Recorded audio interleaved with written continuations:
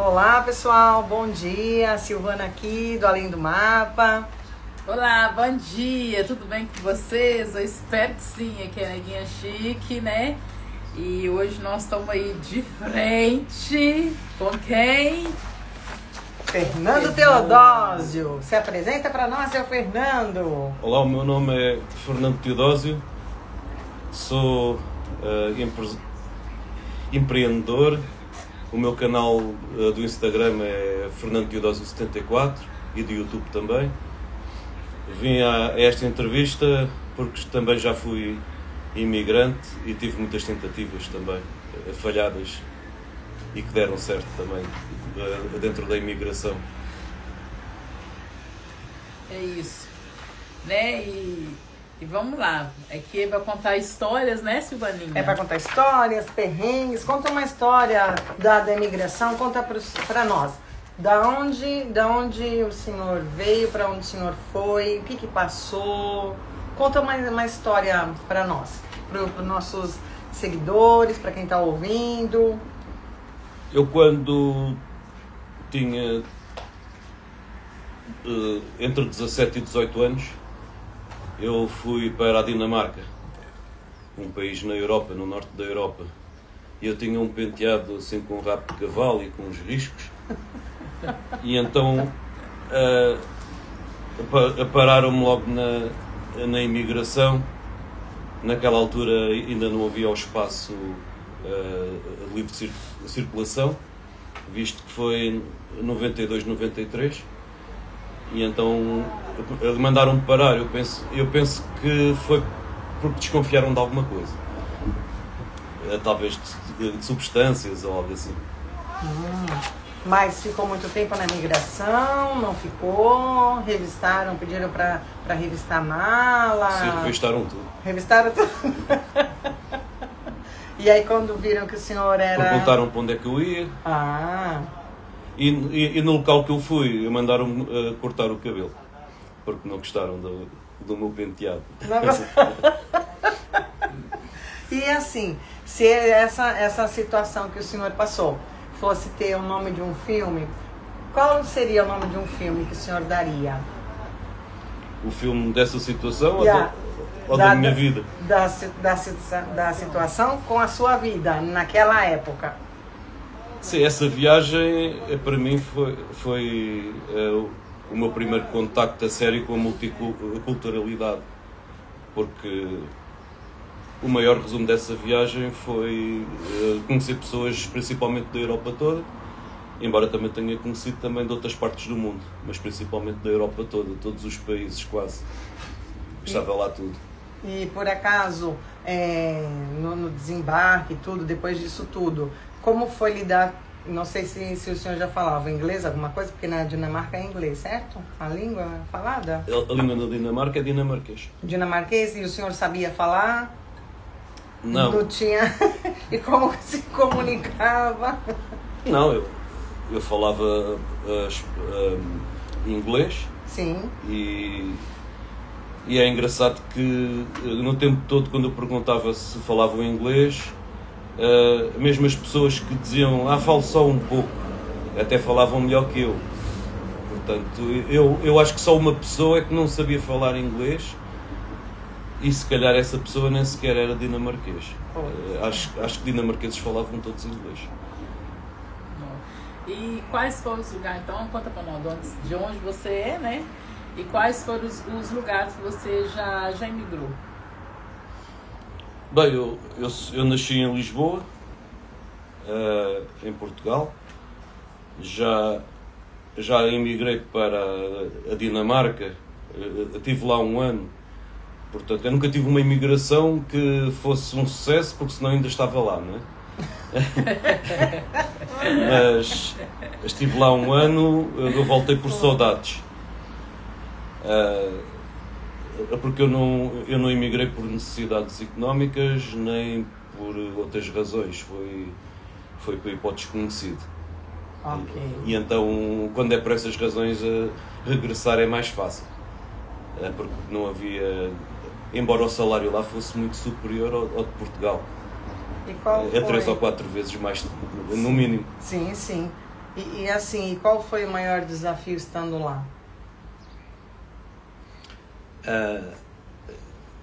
Foi... Isso é difícil de responder, mas não é em relação ao país, mas foi ter que me adaptar a diversas funções dentro da empresa onde eu estava, porque eu desempenhei pelo menos 6 funções diferentes e em algumas delas eu não sabia mesmo quase nada, então tive que aproveitar bem o meu grau de flexibilidade para conseguir fazer tanta coisa. Isso foi um perrengue, assim dito, né? Foi ao início, mas depois, passado 2 ou 3 dias, já estava a conseguir. Depois ajudavam-me também, ia perguntando como é que era. Então consegui fazer mais ou menos as funções todas. Só uma é que eu acho que eu até hoje ainda não sei bem. E também, assim, toda pessoa tem uma coisa engraçada para contar, né? De imigrante. E quando você estava imigrando, qual foi a história engraçada que você tem, assim, para você contar para gente? Na Dinamarca, pronto, eu já contei uma. Mas na Dinamarca, quando já estava lá, não foi quando cheguei, eu estava como recepcionista. É engraçado, eu recepcionista na Dinamarca, não falando dinamarquês, mas ali a maior parte das pessoas que entravam não eram dinamarqueses.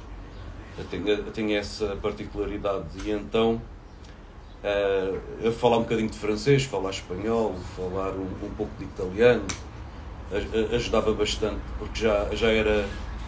A minha maior dificuldade era com o alemão e com o dinamarquês, mas eles falam bem inglês e dava para desenrascar. Eu também não sabia húngaro e polaco e tal, mas arranjava sempre alguém que me ajudasse. Mas havia lá estavam a fazer umas renovações na parede e ao lado tinha uma agência de viagens. E então aparece lá um senhor com um aspecto muito latino, do sul da Europa, a falar em dinamarquês, muito chateado e aos gritos. E então eu não estava a entender nada, perguntei se falava inglês, que era o habitual. Ele disse que não conseguia entender. Então eu olhei para a cara dele e pensei, fala espanhol? E ele fala. Pronto, então começou a ralhar comigo em espanhol e eu aí já consegui comunicar com ele, visto que eu tinha muita experiência com o espanhol, mesmo na Dinamarca, mas por ler muitas revistas e livros na minha adolescência nessa língua. Certo. E trabalhou 1 ano lá, certo? E depois de lá, emigrou para mais algum país, mais alguma história assim de superação? Em 97 eu fui para Luanda, Angola, e cheguei a abrir uma empresa. Uau. Lá, que se calhar ainda está aberta. Lá no meio das papeladas. Mas naquela altura o país estava muito subdesenvolvido demais. Para quem vinha de Portugal era um país africano, muito africano, ou seja, não tinha quase nada a funcionar como estamos habituados. Sim. E então por comunidade minha decidi voltar, mas estava a pensar abrir lá uma empresa e pôr lá funcionar. Abri, mas pôr lá funcionar. E nessa vez o engraçado foi eu a passar um cheque. Naquela altura o cheque usava-se muito, em que era, sei lá, 2 milhões ou 5 milhões Não. Já me esqueci qual era a moeda deles. Kwanzas. 5 milhões de kwanzas. E depois eu perguntei ao senhor, quantos euros é que tem os milhões? Mas não era muito dinheiro, mas era sei lá, 1.000 euros ou 5.000 euros. Uau, não era assim tanto. Não. Sim, mas não é milhões. Não. Porque eu não estava habituado a pôr tanto zero. Pois, acredito. Embora o escudo também na altura ainda estávamos no escudo, ainda não era tanto assim. Ainda também se chegava ao milhão, mas 1 milhão de escudos não era 5.000 euros, era mais.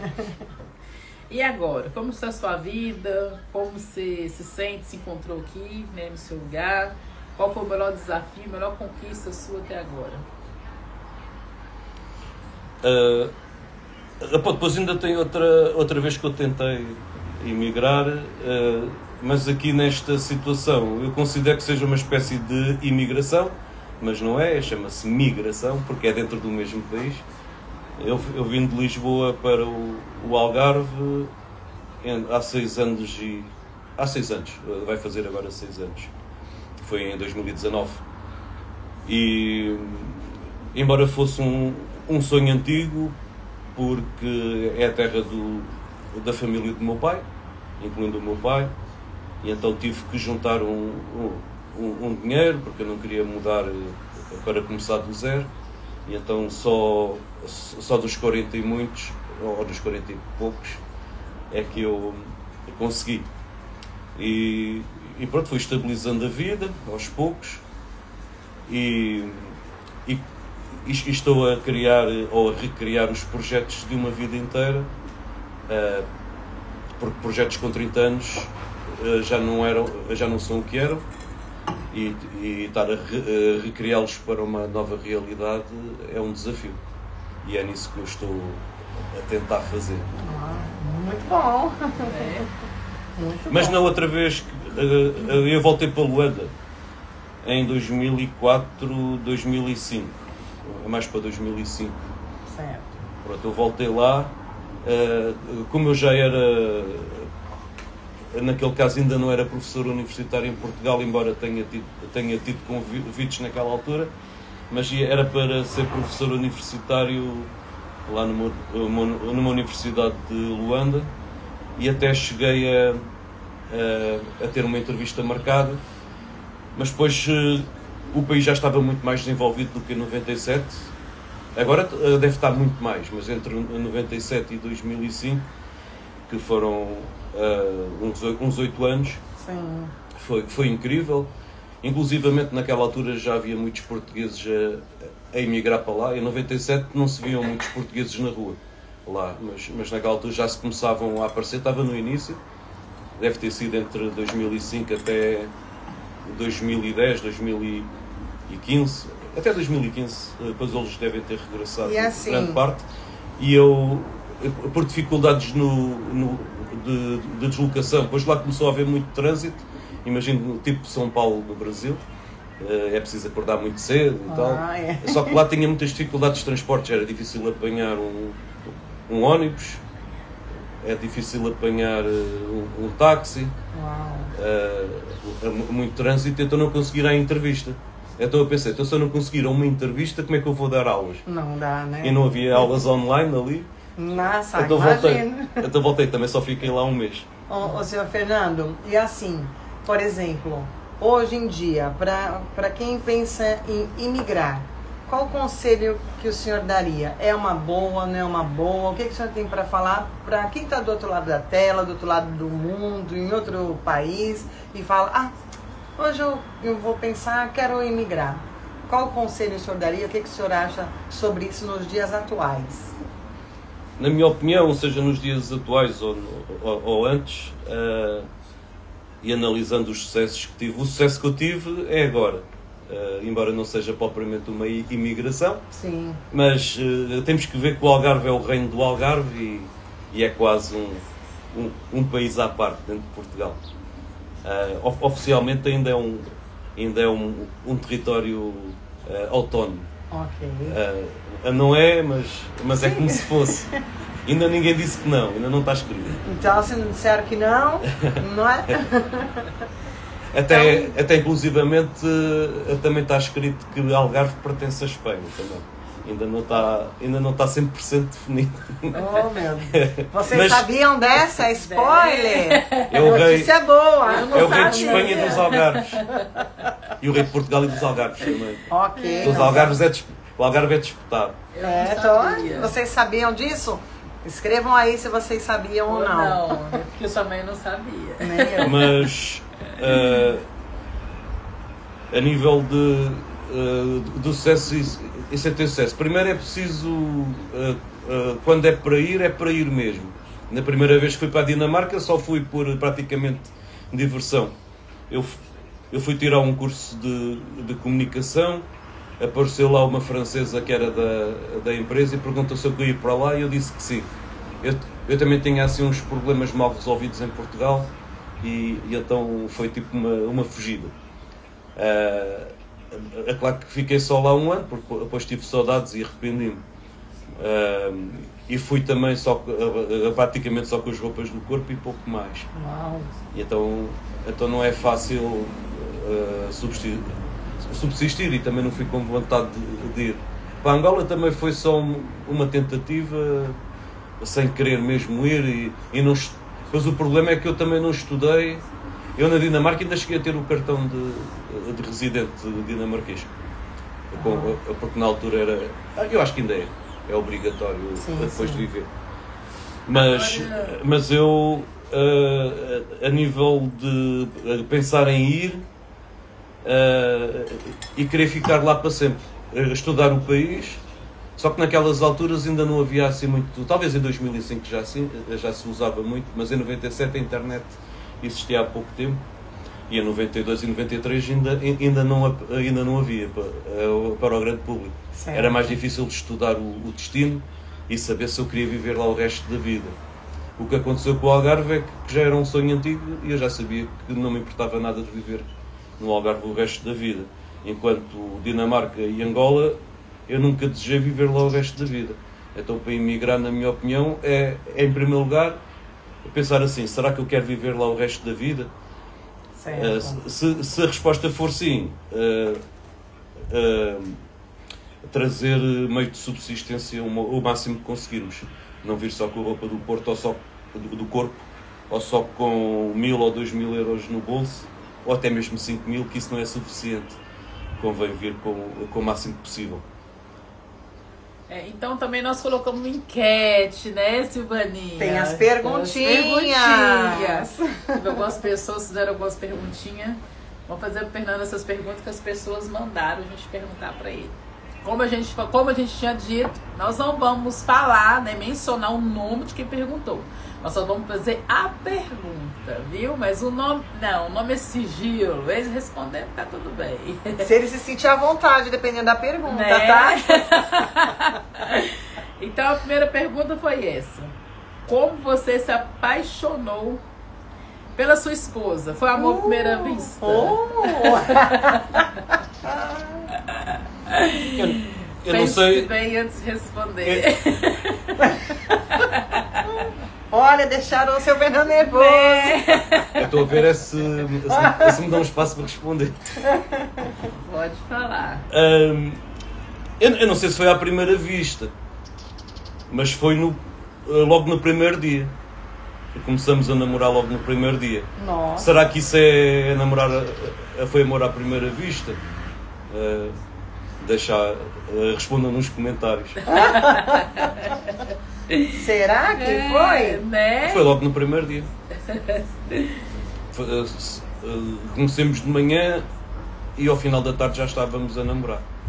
Ai, que lindo. Isso mesmo, é bom, né? Tá aí até hoje. Estão juntos aqui. A outra foi: se você já passou alguma dificuldade na vida, tipo fome, falta de dinheiro para comprar o que você gosta, e se caso acontecesse, qual seria a sua reação ou ação? Qual seria ou qual foi? Não, se já passou, se já passou, qual sim. foi? Se não passou, qual se seria? futuramente passasse, qual seria a reação, a atitude tomada?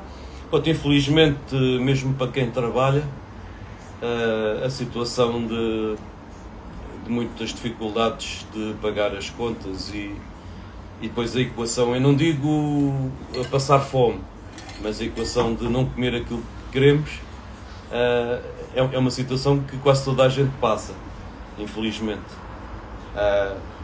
E eu passei isso muitas vezes. Neste momento também não faço aquilo que eu quero, também tenho que tomar decisões. Mas aquilo que eu fiz quando estava na pior foi a decidir entre pagar as contas e comer. É claro que eu comia qualquer coisa, né? Comprava latinhas de sardinha e comprava as coisas mais baratas possíveis e vivia assim. Era eu e duas crianças lá em casa, e então tinha que comprar cereais, leite, as coisas mais baratas possíveis e não passamos fome, mas foi tudo muito contado.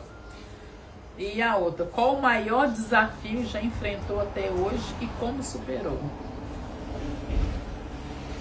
Eu sou uma pessoa muito experimental. Estou sempre a experimentar coisas novas e quando alguma coisa dá certo, eu vou avanço nessa coisa.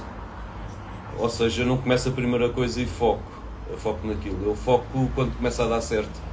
Então o meu maior desafio foi sempre encontrar alguma coisa que dê certo. Que a maior parte dos meus empreendimentos nunca deram certo. Então arranjar alguma coisa que dê certo é sempre o maior desafio. Mas algumas coisas, já consegui algumas coisas que deram bastante certo. E a última agora, qual o seu maior medo? Normalmente quando uma pessoa tem alguma coisa que funciona e que dê certo, utilizando a palavra redundante que eu usei há bocadinho, quando a coisa começa a dar dinheiro, o meu maior medo é depois perder aquilo tudo. Porque temos várias razões. A primeira é que nem tudo que dá certo dura mais de 10 anos. Temos que saber adaptar. Temos que saber adaptar também às novas realidades. Aumenta os impostos, aumenta a faturação, aumenta os impostos, aumenta as despesas, temos que aumentar as instalações, temos que fazer uma série de decisões e essas decisões podem-nos fazer cair depressa. Então o maior medo é cair depressa, seja nos negócios, seja na vida pessoal. Então, Fernando, foi uma alegria, né? Te ouvir. Obrigada pelo seu coração para nós, né? Foi muito bom te ter aqui. Obrigada por ter participado conosco. E é isso, né? E pronto. Chega a gente aí, dá muito like, compartilha. Vem acompanhando a gente nessa história top, né? Que veio a imigração aqui, né? O Além do Mapa, né, Simoninha? Além do Mapa. Mais do que fronteiras cruzadas, é uma vida dentro do mundo, da mala, história, superação. Se você estiver interessado em participar do bate-papo conosco, não custa nada, é só você sentar aqui bem no meio meu e da Neguinha Chique, né? e conversar conosco. Vai ser uma grande honra. Curte, compartilha com os amigos, segue no nosso Instagram, Além do Mapa, tá? A foto da Silvana, que sou eu, mas isso. O nome é Além do Mapa, tá bem, pessoal? Um bom dia para todos, obrigada pela presença. Quer falar alguma coisa, seu Fernando? Despedir, a despedida do seu Fernando. Obrigada a todos que participaram da live. Eu queria dizer para não terem medo de vir cá serem entrevistados. Passou 25 minutos, parece que só passou 4 ou 5 minutos. Só agora é que comecei a ficar nervoso. Passaram 4 ou 5, não, 25 minutos, parece que só passou 4 ou 5 minutos. Mas é muito bom vir aqui ajudar este projeto a crescer. Obrigada. Que terá sempre o meu apoio. Muito obrigada. Normalmente as pessoas quando vêm aqui, eles não querem ir embora. E amanhã, não percam, é o Tó da Dé. Quem não conhece, a Débora, nossa amiga, nossa cliente aqui do bar, da Neguinha. Amanhã é o Tó, se preparem. De frente com o Tó. Já vamos colocar aí também uma enquete com as caixinhas de perguntas, para vocês perguntar tudo que você tiver curiosidade de saber sobre o Tó. A gente já coloca aí. Já vamos abrir a caixinha de perguntas. E amanhã quem vai estar sentado aqui vai ser o Tó. Silvani e Neguinha Chique, diretamente de frente com o Tó. Vamos ver o que vai dar. Não percam. Então obrigada, é isso, Fernando. Gente, acompanhar, né? Obrigada, pessoal. Muitas pessoas na live. Bom dia, obrigado por assistirem. Obrigada. Olha, foi muita gente. Uau, obrigada, olha, gente. Tem coração subindo. Tem coração, tem tudo, que olha. gostoso. Foi muita gente que participou. Obrigada mesmo a todos. Pessoal. Até a próxima.